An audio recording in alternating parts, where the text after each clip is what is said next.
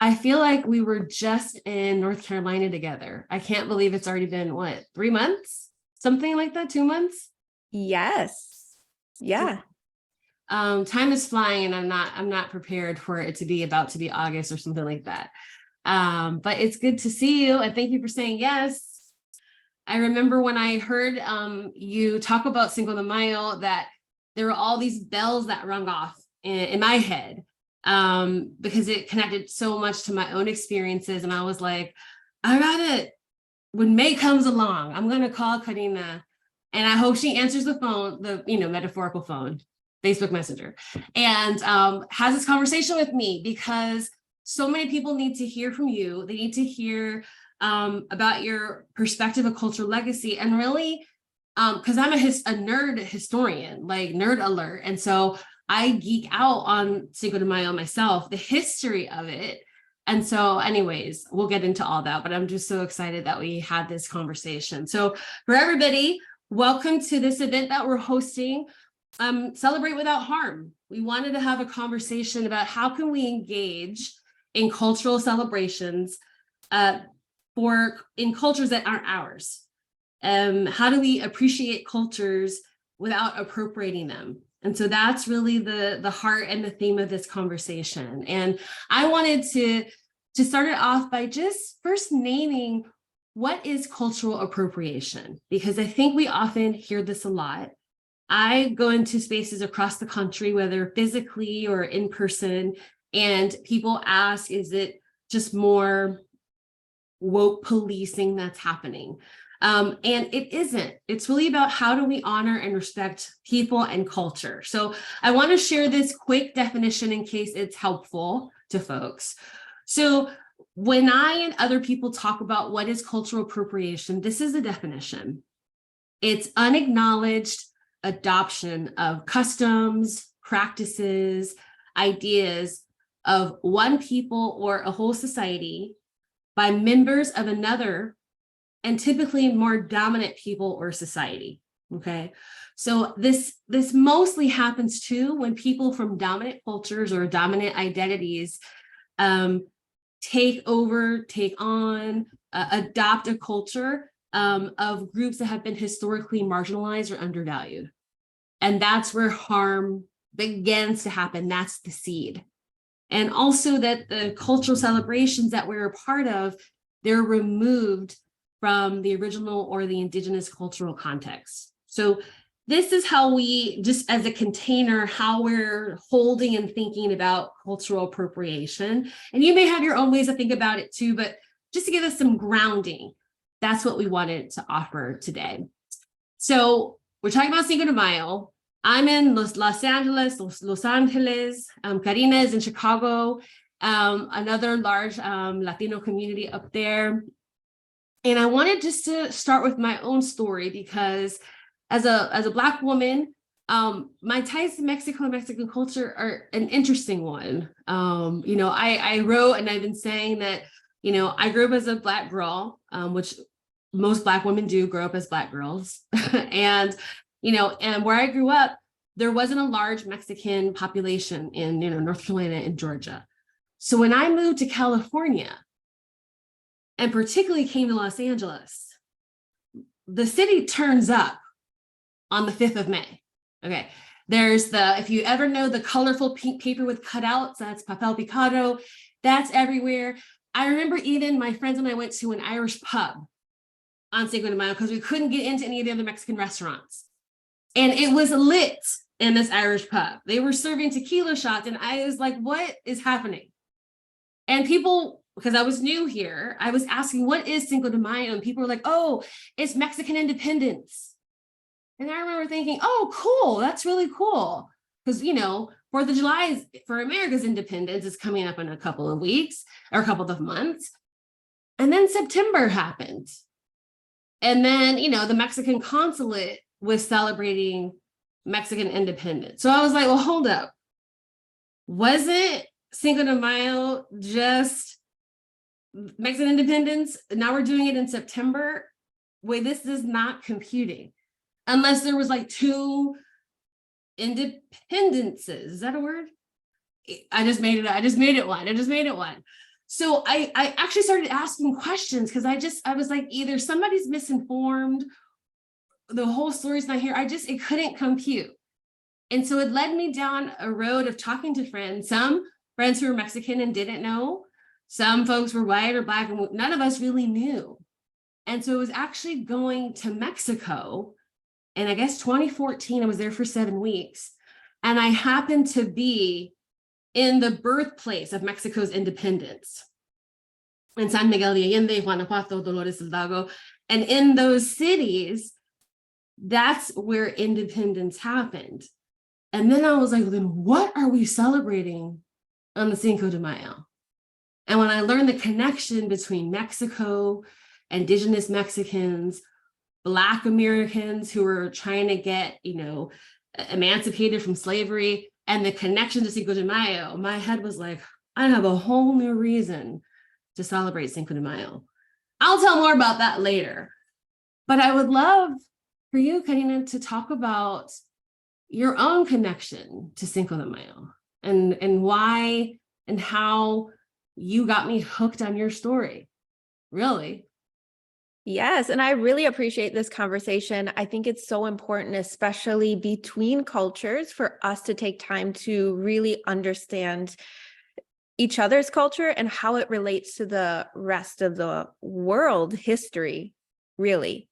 And I had a similar experience. Even though I am Mexicana, I grew up in a predominantly white area, a white suburb, and I was not really taught about Cinco de Mayo. I did, because my family is Mexican. I did know that Independence Day is in September. I did know the history of that, but Cinco de Mayo was just something that the restaurants around me celebrated, and my family did not really do anything in particular for Cinco de Mayo. And it wasn't until I was older in high school that it became more of a thing where people wanted to go out and get tacos. And I was like, oh, okay, it's just Cinco de Mayo. This is not Independence Day. But people kind of just ignored it. And as a kid, I was like, okay, well, we'll just go along with it. And it wasn't until I was in my adulthood and I had kids and I was working. So I am a wedding photographer, a retired wedding photographer now. Yes, but retired. Yes. But it was one pivotal event, one wedding that had me question my whole cultural identity. And it was on Cinco de Mayo. And so when I went to photograph this wedding, it started out very traditional, pictures in the city, church wedding. And then the reception happened and the dollar store sombreros came out and the shots were being passed around. The sombreros were being passed around. And I was in shock. I not only did not understand how I could be in this experience where my own culture was being appropriated right in front of me as if it was nothing, but I didn't understand the disconnect of how people could misunderstand this cultural holiday and turn it into an appropriated celebration. And so that really was the moment where I made the decision to learn the history myself. And I went to Puebla, which is where the actual battle that was won on Cinco de Mayo takes place.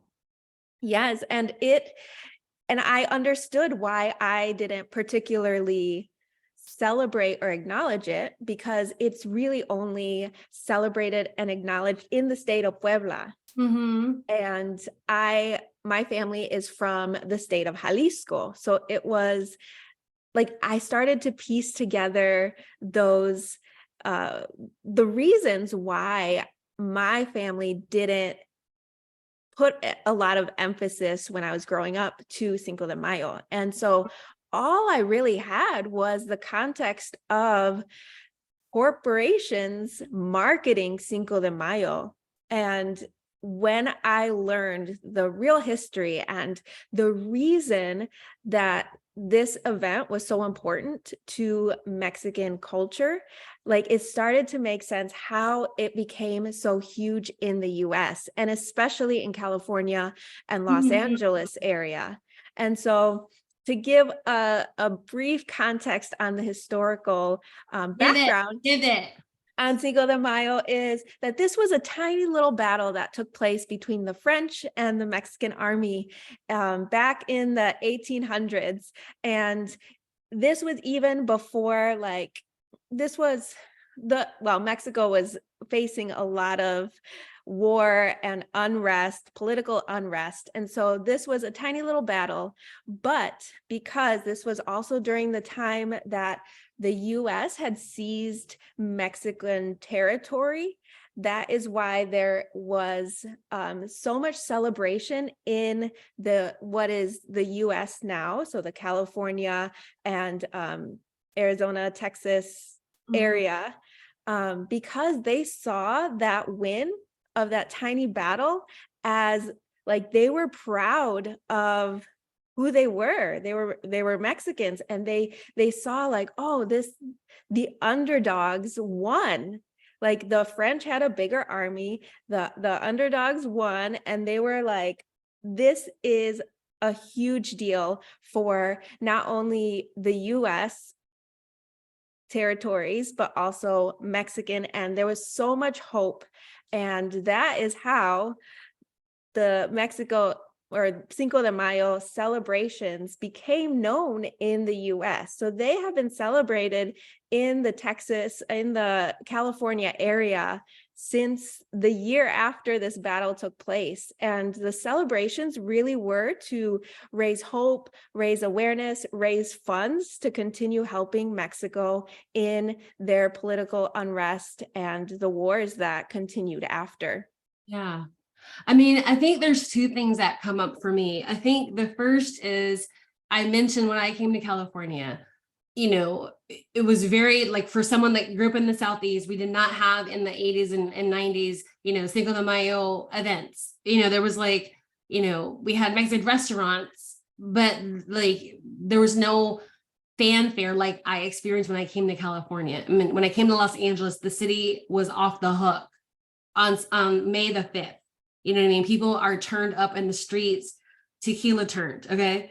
And so I didn't have a context for that. But what you're describing with how excited people were that, I want to add this context that you have at this time, right? The French are one of the most well-trained, well-equipped armies in the world.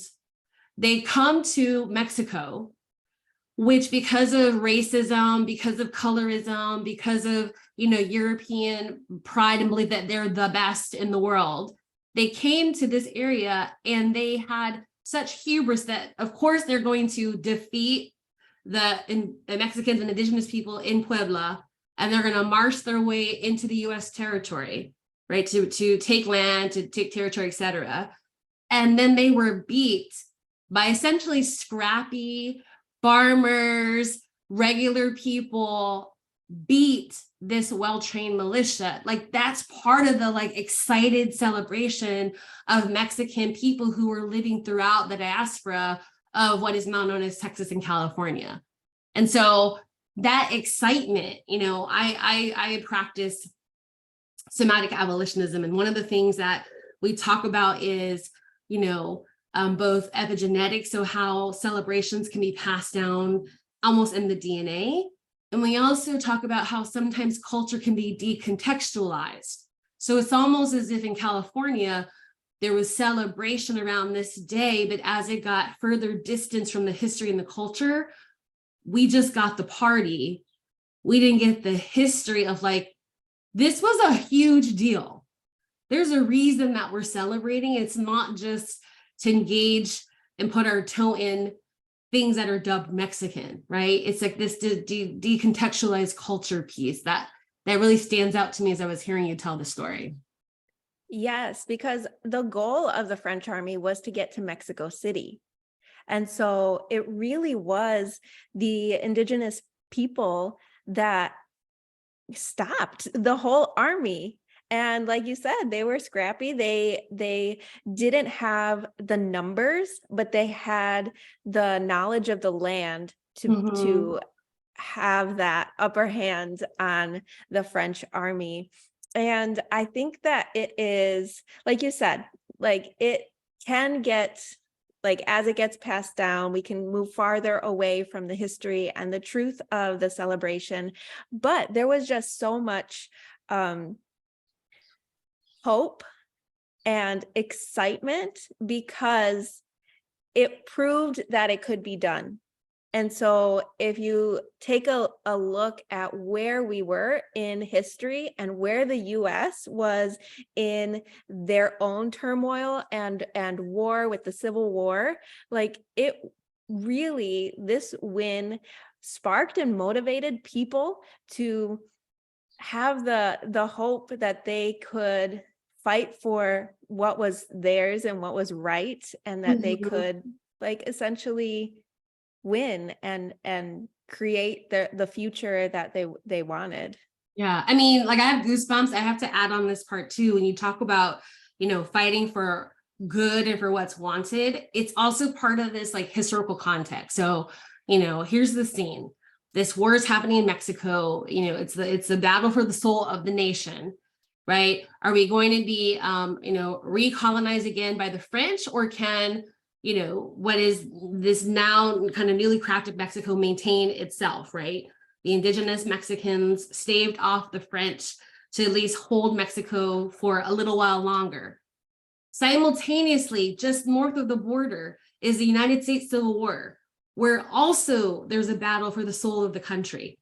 And at the time, you've got the Union, who is trying to fight for many things, including the emancipation of the enslaved Africans, depleted resources, depleted morale, and you have the Confederacy, who's fighting for on face states' rights, but really also for the perpetuation of enslaved Africans. They want that institution to stay, and they have strength in numbers and in resources. And if the Confederacy can have their allies, the French, take Mexico to the south, the French can bring weapons and resources to the Confederacy. That's the hope. So the Confederacy is hoping that the French are going to take Mexico. It's in their best interest. And so when the indigenous fighters stave off the French, beat them back to the shores, they literally stop the Confederacy from being able to have this extra resource. And it bought time for the Union soldiers to do what they needed to do to continue to free enslaved Africans where they were trying to push their forces south. It's like the wildest story. These indigenous like Mexicans with like, imagine like shovels, pitchforks, maybe some rifles, and just knowing the terrain, it literally had a hand in saving the souls of both nations. It's like, it's worth a tequila shot. We should literally have tequila right now and just take a shot for those folks. I mean, it's to me why I got so pumped when I learned this story that I feel like nobody talks about. Oh my gosh, it's so amazing. I mean, Samara said in the chat, it's so exciting. I'm such a nerd, but this is so exciting. This is like, to me, the best part of the Cinco de Mayo story that was never told. It's not about sombreros. It's not about papel picado. It's not about 2-for-1 taco night. It's so much bigger. Right. And when you think about like, maybe we can remember learning in high school, like we were just taught that it was a little war that was won, Mexico won against the French. It was surprising. And then that's it. But to see how it connects with even US history is huge. And like you said, so exciting. It's like you start pulling that little thread and you see how it's all tied together. Yeah. I literally, this is my nerd. I always said, like, if I didn't do work around like equity and inclusion, like I probably low-key would be a history teacher because I love history so much. And I'm glad that my dad's a history nerd too, because sometimes we will just like, I'll be like, we've been talking for 90 minutes just about history. Like we just love it. And this is why, y'all, I was like, I gotta just talk to Karina because we haven't even had this conversation. every time I hear her talk about her work around cultural legacy, I'm like, I'm going to hold my tongue because one day she might say yes and talk to me on Zoom. So I'm so glad that you said yes, because I love this. I love this. So talk to me. I know that you talked about, you had this pivotal moment as you're photographing this wedding and you're watching, your culture being worn as costumes. What did that do for your business? And what was the pivot? Because you talk a lot about legacy, but I'm just wanting to bring that up because many of us think about our legacy and we all have a culture. So I'm just curious for you, how did you take this moment and move it into something positive? Yeah. So after that wedding, I already had 2 kids, and I was still kind of in shock that it happened, but I had to ask myself, how did I get to the place where I allowed this to happen? And I think it was my conditioned idea of just letting microaggressions like roll off my back and letting people think and say what they wanted to me. Because I was in a predominantly white space most of my formative years. And I looked to my children and I said, do I want the same for them? Do I want to teach them to just take it? Do I want to teach them that, like, oh, well, that's just how people think, or that's just how things are? And I was like, no, I think that there is a better way. I want to be able to celebrate who we are as Latinas. I want to be able to celebrate what my father, like all of the support that he had given me and all of the stress that he had gone through when he immigrated, all of the hard work that he did for his family to have a different life. And I didn't want to just let that go and have the legacy stop with me. And so it was really a conscious choice to educate myself so that way I could educate my children. And as I was stepping into being proud of who I was and learning all these things, I passed that on, and they are now proud and able to take part in cooking with me. I'm able to pass down traditions, and I can truly say that I am continuing the legacy of my father, even though it looks different, it shifts. There's a lot of cultural shifts that we have to take into account as first generation or second generation as we try to make things better for the next generations. But I'm still holding on to that cultural legacy because, as we know, like we are still very much connected to our roots, to our ancestors. And so that first part is really understanding where those roots are from and what, like, the actual history, because we have not been taught the full history of US history, of world history here in the States. And so being intentional about learning about my own cultural history, my own cultural roots. But then when you start talking and sharing, you realize how you're connected to other people's cultures, and you start making those like connections and being able to really understand and celebrate and honor the historical holidays that connects all of us in the US, because it's like we are such a we're so diverse culturally in the US that it's like we can't separate all of those historical pieces and holidays, because then we're missing a big part of how we got here in the first place in the US. Yeah, it's something so rich of what you just shared, that it was an experience that I had.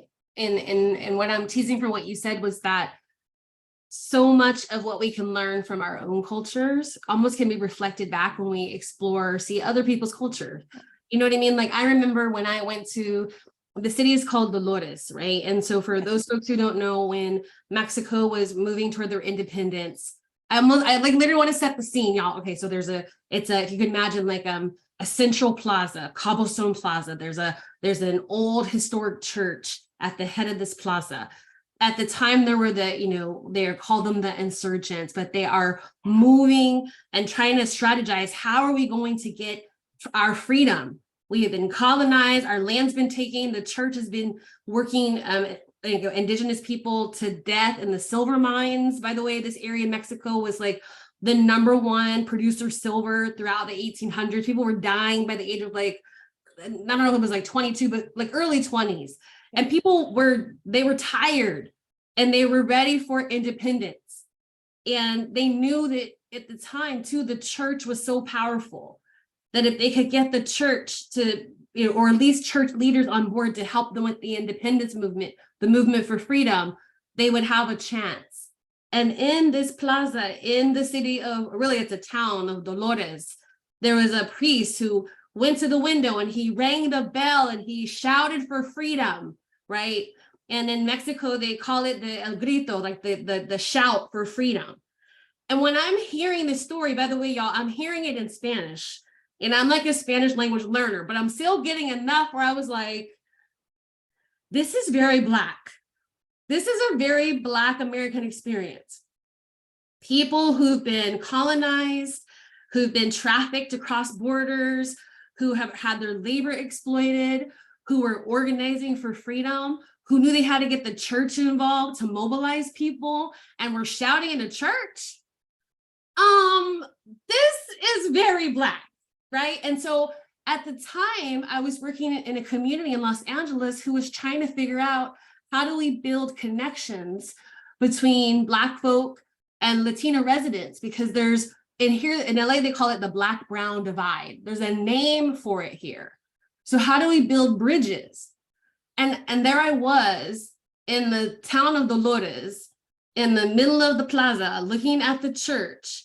And I was like, we have a similar history. There's so much of our stories that are in common.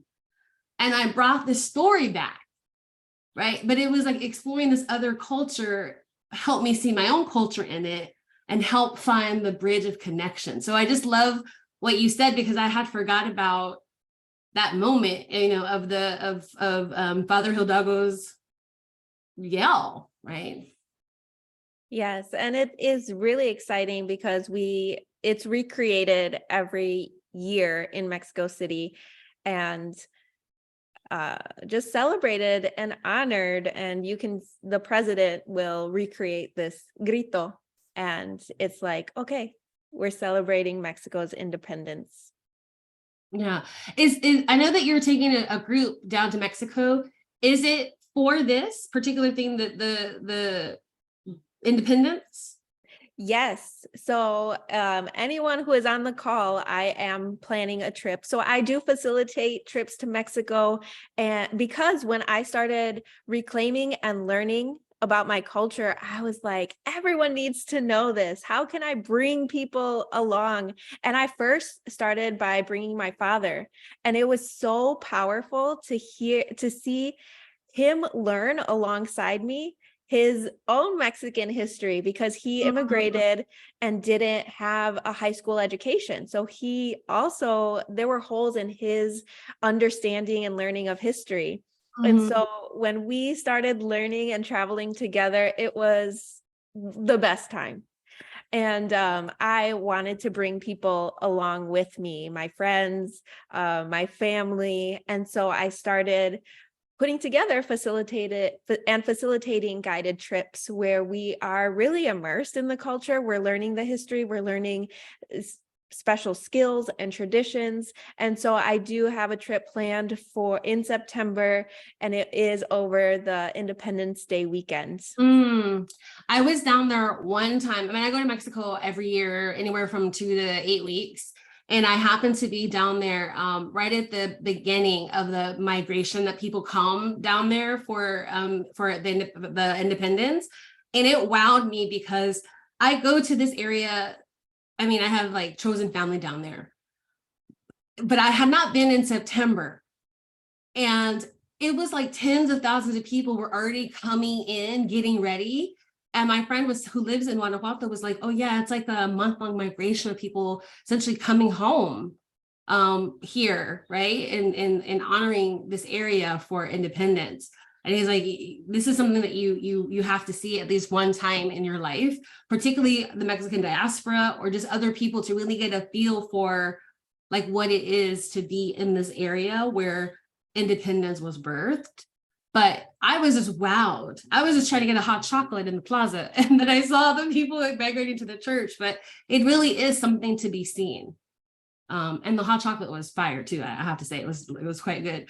But it was something to see, because it's normally a very quiet town. You have to understand this area is very quiet, and then to see all of these people, it was something very beautiful about it. So I think anybody who gets to come onto one of your trips, I think will be very, I can't think of another word besides blessed, going with the Father Hidalgo connection. I wonder we should open up if there's questions people have around, cultural appropriation or how to appreciate cultures or Cinco de Mayo. We have some time for some questions if you have any. You can come off mute to do it, or you can put it in the chat. We're happy to take the questions either way. Yeah, I love the questions that you already put in the chat. They're really good to start off too. Yeah, and the questions I put really were just rephrases of things that you said in your brilliance and as you were telling stories. Like I put in the chat just a question I created based on what you said, Karina, like how often have any of us experienced a microaggression, so a harm, a comment related to our identity that we let roll off of our back? Or how many times have we said, oh, I should have said something about that microaggression or identity-based harm, and we didn't? Or this question that I gathered from what you also shared, which was like, what legacy from your own culture do you want to pass down to your kids? And if you don't have kids, do you want to pass down to your descendants? So I have 13 nieces and nephews. So I am thinking like, what legacy, what cultural legacy do I want to pass down to them? And you've got me thinking about that on a regular basis. Although my niece just asked me if I can give her a recipe for tres leches cake, because she needs to take something to her Spanish class. So different cultural legacy, but we're working on ours, our actual culture. Yeah. So Susie has a question here, and it's, how should we appropriately celebrate and appreciate Cinco de Mayo in the US? That is a great question. And I don't think that you just write it off completely. I think that there is a way to understand and honor holidays, because Cinco de Mayo is just an easy, tangible one to hold. And it's one that, because of commercialism, has been easy to appropriate.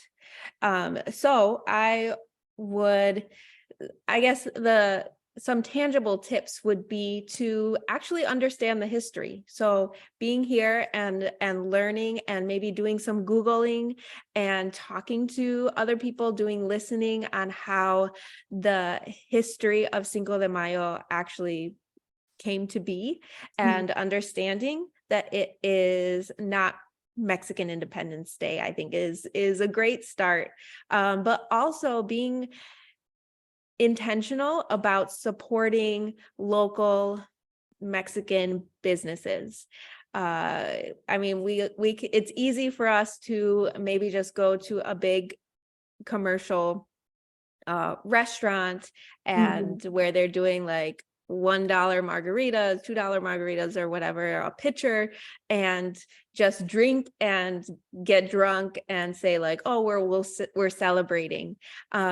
But being intentional about supporting a local restaurant and saying like, I want my dollars to go and support this family because I want to acknowledge their part in Mexican history.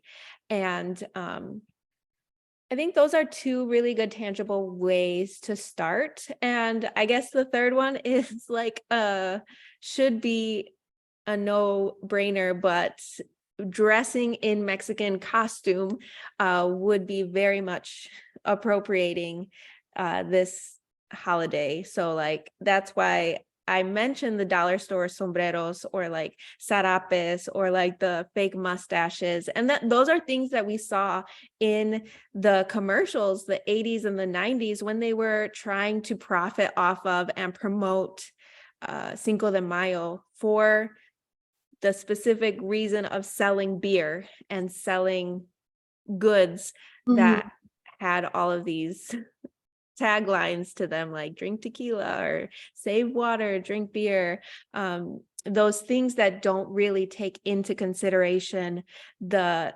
richness and the depth of this holiday. Yeah. So, you know, I gave a talk on this to a community back in February. We were talking about a variety of ways that we, not because we have harm, we're trying to create harm, but ways in which we might engage in celebrations that create harm. And we talked about Cinco de Mayo, and we talked about yoga. We talked about people wear bindis, or, you know, even the use of white sage that you might buy at, you know, Anthropology to smudge your house because you know, it's a thing that's in the dominant culture. And so I won't get into all of that, although I did put a video out about that this past week. But, you know, I think the invitation is, you know, Friday, May 5th, it's Cinco de Mayo. Go have a beer, go have a tequila. I'm going to go, because I eat Mexican food all the time anyway, but I'm going to also go to a birthday party, and we're going to have some tacos on Friday, but I'm not going to wear a thick stick-on mustache. You know what I mean? I'm not going to, you know, it's like things like that. But I think part of it is sometimes in the past, I have seen it, and people weren't trying to be harmful. They were trying to celebrate, or I'm getting into the character of the holiday, but it becomes we're wearing people and culture as a costume. So eat the taco, have the beer, and share what you learned today. It's really, I think, the invitation. And, you know, one thing that I talk about in general with cultural appropriation, and I'll just share this slide screen real quick. Let's see, just some tips about how to appreciate a culture. You know, I would say, and this isn't the end all be all, it's just a few, but identify whose culture it is. Because like you heard Karina say, we're talking about Cinco de Mayo, but it's also, you know, Asian Pacific Islander month. So, you know, there'll be people who maybe will have a party and wear a hula skirt. I've literally seen that even on work Zoom calls. So that's also cultural appropriation, because hula is not just a grass skirt. It's actually a spiritual and cultural practice for, you know, Native Hawaiian Tonga people. So Tonga people. So it's just Polynesian thing across probably. So the first I would say is identify whose culture it is. The second is, what's the original story? Do you know it? So we gave you a cheat sheet with Cinco de Mayo, but for other holidays, you know, Juneteenth is coming up. I know in my membership, I'm actually doing a special session in the DEA dinner party about how to celebrate Juneteenth and Pride without harm, because I see it every year, people with good intentions to celebrate and support Black folks with Juneteenth and the queer community with Pride. And it's like slightly cringy because there's just not a deep knowing of the original story. So that's number two about how we can begin to appreciate cultures and celebrations. The third I would offer is think about any culture or power differentials that's cut off, but between your social identity and that culture. So, you know, I'm gonna fix this real quick, but you heard us talking about in the session earlier that cultural appropriation is really this piece that's connected to your identity and other people's. So if you have a culture that's considered dominant culture and you're engaging in a culture that has historically been marginalized or harmed or suppressed or even banned from engaging in the culture, and now you're doing the thing, take a moment and think about that, because there's possibly harm because you're actually engaging in that culture that other folks couldn't do, and they're trying to reclaim that practice. And then the fourth, I would say, just connect the dots, tell the full story. So now you all know for Cinco de Mayo, it's not about Mexican independence is about Battle of Puebla and all the nerd alert stuff that we were talking about today. So tell the whole story. That's one way to appreciate a culture. While you're having that taco, having that tequila, having that beer, tell the full story. And then just these two bonuses: don't wear culture and people as a costume. And then if you can, this is like an extra bonus, if you can do it, appropriately pronounce names, right? Try to pronounce the names of the various celebrations that might happen. So that's what I could offer as well to piggyback on top of what Karina said. We've got another couple of minutes. Karina, do you want to have anything else to add before we wrap it up? Yeah, I'd like to just reiterate the importance of understanding the history, because a lot of people that I saw celebrating Cinco de Mayo and going out and getting drunk on margaritas would have found themselves on the opposite side of history back in the day. And when they don't understand what they're actually celebrating, like that's just another layer of microaggression and harm for me that I saw during that wedding, because I was looking around and I'm like, I think, like, thinking back, I'm like, I don't know if these people were like, if things were different and they understood the history and the history between Mexico and the US, if they would be even wanting to celebrate this victory because of what it meant for the US. Mm-hmm. And so I think that's why it's even more important for us to learn about other people's cultures and really understand how it ties to US history. Yeah. Well, well, thank you so much for talking to us today, sharing your insights and your story. Thank y'all for coming and listening to the conversation today. And we'll go ahead and wrap it up.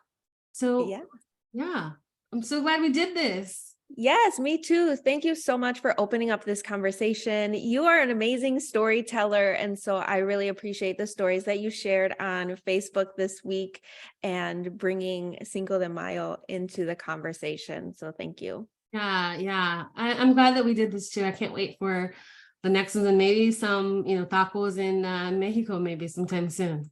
Yes, I'm always open for people to join me. And I'd love to, like, there's no comparison to like Mexican food in Mexico. So that's true. That is so true. I mean, I'm just right now I'm salivating because I'm thinking about all the good food I've been eating. And now I'm like, when is my next trip? Oh my gosh, I need to just eat my way from coast to coast. Mm-hmm. Yeah. All right, y'all. Yeah, we're gonna have a replay on Thursday that we'll share on LinkedIn, but we have your emails too. So if there's some kind of issue, we'll let you know, but we'll also link you to that replay too. All right. Let me stop the recording, make sure it's all set.